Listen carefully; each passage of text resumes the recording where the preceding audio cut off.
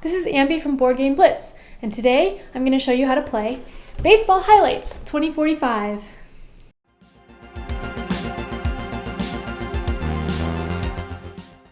The goal of the game is to win the most mini-games in a futuristic World Series of baseball.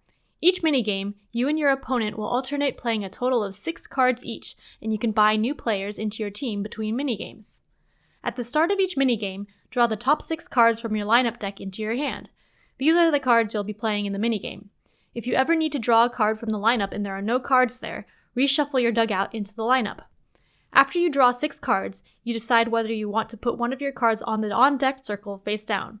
If you do, draw a new card to replace it. The visiting player goes first.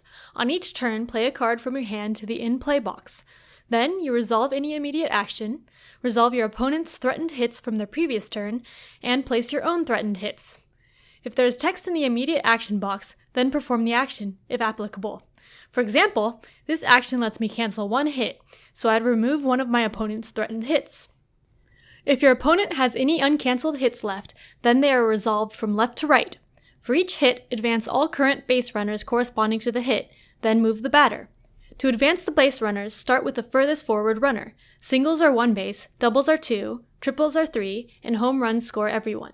The base runners advance differently depending on what speed, or color, they are. Slow runners advance the number of bases equal to the hit. Average runners are the same, except if an average runner starts on second base, then it will advance 2 bases on a single. For example, when this single hit is resolved, this base runner advances and scores. Fast runners always advance 1 more base than the hit. Only 1 runner can be on a base at a time, and they cannot pass each other. When you move the batter, ignore the speed of the batter for the hit. For example, if this fast runner hits a single with a slow runner on second base and a fast runner on first, the slow runner will move 1 base. Then the fast runner will try to move 2 bases, but it has to stop since the slow runner is in front. Then the batter goes to first base. For any batters that got to home base, advance the runs scored marker. After your opponent's threatened hits are resolved, you place your own. For each hitbox on your played card, place a batter pawn corresponding to the color of the runner. These are your threatened hits that are in effect for the opponent's next turn. After you place your threatened hits, the other player goes, playing a card and resolving the immediate action, resolving your threatened hits, and placing their own threatened hits. Play alternates until each player has played all 6 cards in their hands, and whoever has the most runs scored wins the minigame. Instead of playing a card from your hand on your turn, you can discard a card to your dugout if it has the pinch hit icon. Then you can bring in a pinch hitter, which is your choice of your on-deck card or the top card from your lineup. Your pinch hitter then goes into play as the card you played that turn. You can't look at your lineup, but you can look at your on-deck card whenever you want. After the home player plays their last card in the minigame, the visitor can do a visitor save to defend against the last threatened hit. To do a visitor save, either reveal your on-deck card if you have one, or flip the top card from your lineup over. Resolve any defensive immediate action text on the card, and then discard it to the dugout without doing any other effects. Then the remaining threatened hits are resolved and the minigame ends. If both players are tied at the end of the minigame, the game goes into extra innings. Keep all the base runners where they are. Then both players draw 3 cards from their lineup, and each player secretly chooses 1 card to put in their in-play area. You can also use a pinch hitter if you want. Then you reveal the cards simultaneously and place any pawns for threatened hits. The cards are resolved in the following order.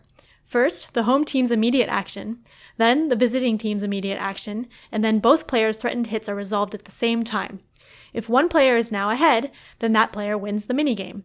Otherwise, both players play one of their remaining cards and do the same steps until someone has won. If it's still tied after you play all 3 cards, then keep repeating by drawing 3 more cards. You keep doing this until someone wins the minigame. After each minigame, if you have an on-deck card, either discard it or place it back on your lineup. Reset the run scored marker, remove all pawns, and discard any unplayed cards to the dugout. During the buy round after each minigame, you buy new players for your team.